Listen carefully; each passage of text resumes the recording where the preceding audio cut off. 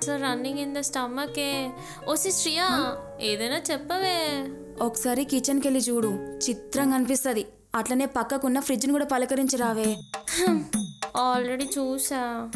కానా నహి పానీ నహి.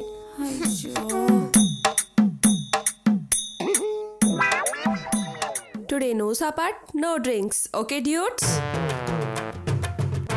ఓసే సంపుతున్నా కదనే మీరా, నా వల్ల కాదే ఈ డైటింగ్. బామ్మ తులసి నీళ్ళన్నా తాగచ్చా? తాగు గాని తులసాకులు మాత్రం తినద్దు.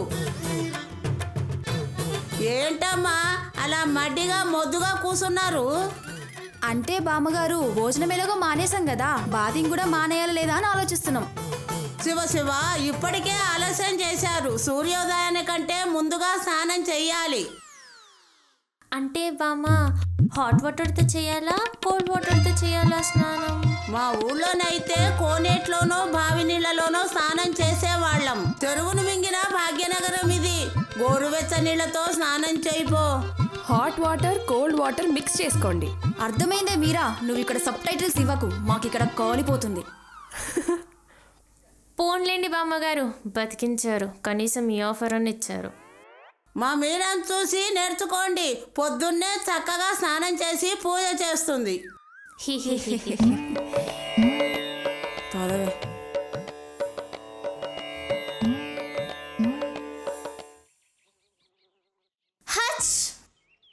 ఏంటే రియా తుమ్ముతున్నావు? చన్నీళ్ళతో స్నానం చేస్తే తుమ్ములు కాకుండా తమ్మనొస్తుందా? చూడండి బామ్మ ఎలా ఏడిపిస్తున్నారు. ఒక్కటి గుర్తుంచుకో మీరా, కాకి కేకలు కోయిల గానం ముందర విలవిల. చన్నీటి స్నానం వల్ల మనకు రోగ నిరోధక శక్తి పెరుగుతుంది. వీళ్ళు చెప్పిన రోగాలు దరి చేరవు. రోజల్లా ఉల్లాసంగా ఉత్సాహంగా ఉంటుంది. హుసే బామ్మతో ఆండాలమ్మ ఆరోగ్య సూత్రాలని యూట్యూబ్ ఛానల్ పెడితే లైక్లు షేర్లు సబ్స్క్రైబర్తో నిండిపోతుంది.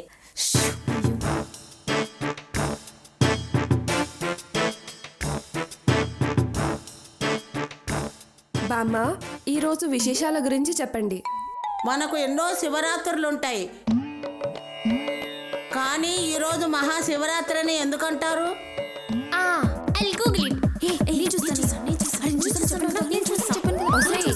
నేను చెప్తాను. ఈరోజు శివుడు పార్వతి పరిణయం ఆడిన రోజు. ఆగండి, నేనే చెప్తా వినండి.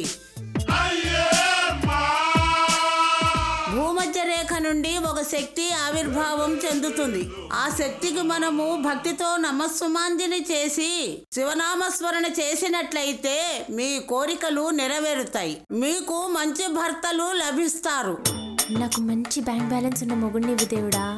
ఏ చెడు అలవాటు లేకుండా చక్కగుంటే సాల్ దేవుడా. భక్తి భావాలున్న ధైర్యవంతుణ్ణి, నన్ను బాగా చూసుకునే భర్తను నాకు ప్రసాదించు దేవా.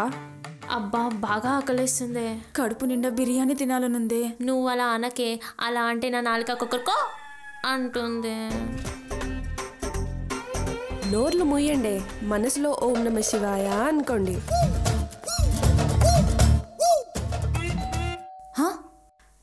ఎవరో వచ్చారు, చూసేస్తాం రావే. శివా శివా. ఏందిరా శివ శివ నరుస్తున్నా? అదేదో గుడి ముందరు ఇంత పడేస్తారు. మేడం మీకే ఫుడ్ పార్సల్ వచ్చింది మేడం. ఫుడ్ పార్సలా? ఏ రియా, నువ్వేమైనా ఆర్డర్ ఇచ్చినావా?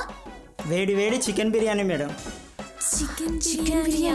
చికెన్ బిర్యానీ అంటే నువ్వే ఆర్డర్ ఇచ్చుంటావు. చికెన్ బిర్యానీ నేను ఆర్డర్ ఇయ్యడమేందే? ఇస్తే నువ్వే ఇయ్యాలే, అందులో చికెన్ బిర్యానీ నోవే. నేను ఇవ్వలేదే ఆర్డర్. ఆర్డర్ అంటున్నారు, ఏమిటే ఆర్డరు?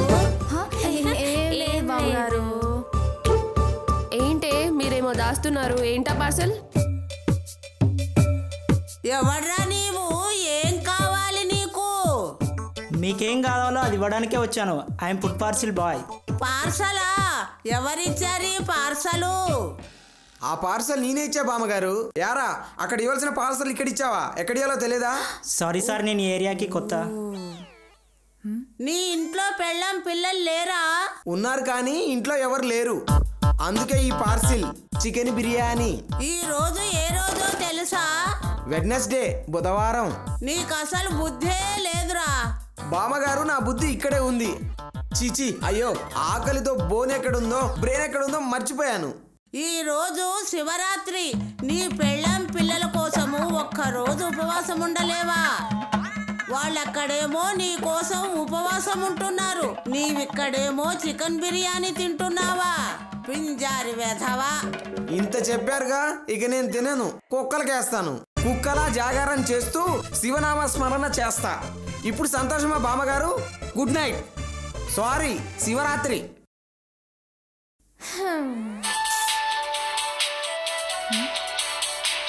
హలో శివ.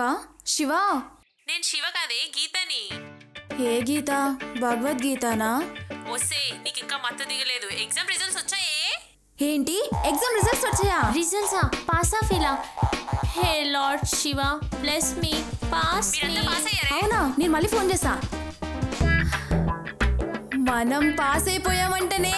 హర హర మహాదేవ, అందరూ పాస్ అయిపోయారా వితౌట్ ఎనీ బ్యాక్లాగ్స్? వావ్.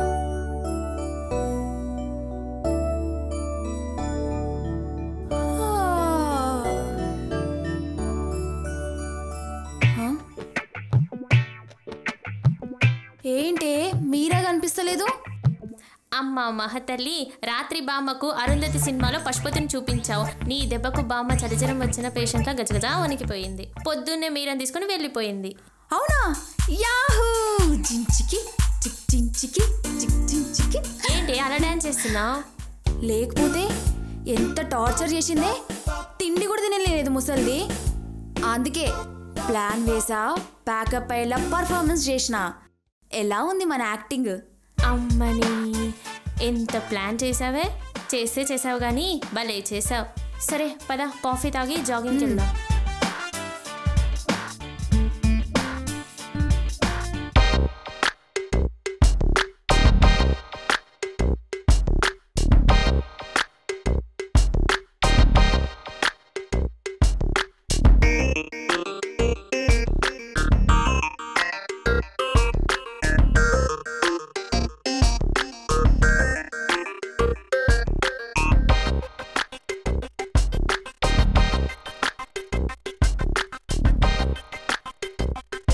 ఏంట్రా డాన్స్ చేసినట్టు ఒకటే దగ్గర గెంతుతున్నావు?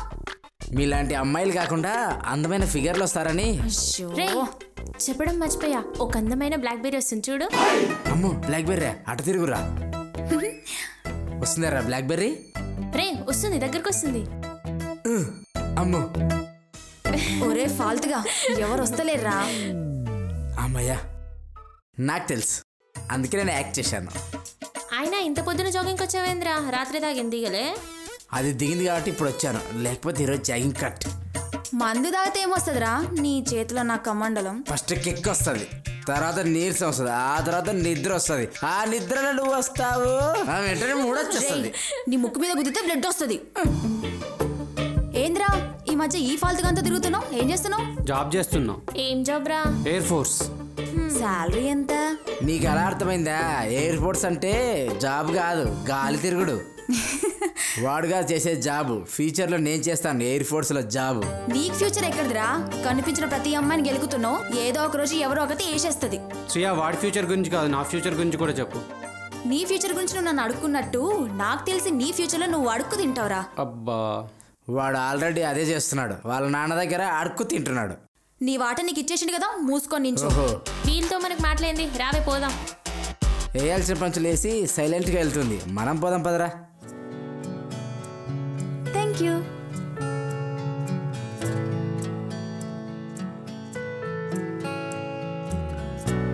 అబ్బా, మంచి స్ట్రాంగ్ కాఫీ కలిపినవే.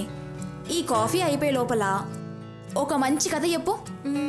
ముందు నువ్వు చెప్పు. ముందు నువ్వు చెప్పు. ముందు చెప్పు. అరే లేడీస్ ఫస్ట్, ముందు నువ్వు చెప్పు. ఛీ, అబ్బాయిగా ఫిక్స్ అయిపోయినావా? సరేలే నేను చెప్తా. అనగనగనగా ఒక రాజు, ఆ రాజుకి 7 కొడుకులు. ఆపు నువ్వు నీ పెద్ద కథ. ఏదైనా కొత్తగా చెప్పవే. నువ్వు చెప్పవే, ఎంత కొత్తగా చెప్తావో చూస్తా. అనగనగనగా 7 కొడుకులు. ఈ 7 ఒక రాజుకు పుట్టారు. కొత్త కథ చెప్పమంటే మళ్ళీ అదే పిట్ట కథ చెప్తావేందే? కొత్తగా చెప్తానన్నాను కానీ మళ్ళీ కొత్త కథ చెప్తానని చెప్పానా? సరే ఇప్పుడు చెప్తా కాసుకో. ఒక ఇండిపెండెంట్ హౌస్ ఉంది, అందులో 10 మంది నివసిస్తారు. ఇంతకీ దానికి స్వాతంత్రం ఎప్పుడు వచ్చింది? నువ్వు కూడా మహాలక్ష్మిలా అడుగుతావేంటే? ఇంటి చుట్టూ గార్డెన్, ప్రహరీ గోడ, వాచ్మెన్ కూడా ఉండడు. అంత పెద్ద హౌస్ కి వాచ్మెన్ లేకపోవడం ఏందే? 10 మంది నివసిస్తారని చెప్పాను కానీ వాళ్ళు మనుషులని చెప్పలేదు కదా, వాళ్ళు దయ్యాలు. ఓసిన పిడతల ముద్దపప్పు, ఆ విషయం ముందు చెప్పాలి. సస్పెన్స్గా ఉంచుదామని. సస్పెన్సా నీ బొందా? సడన్ గా చెప్తే హార్ట్ అటాక్ వచ్చేలా ఉంది.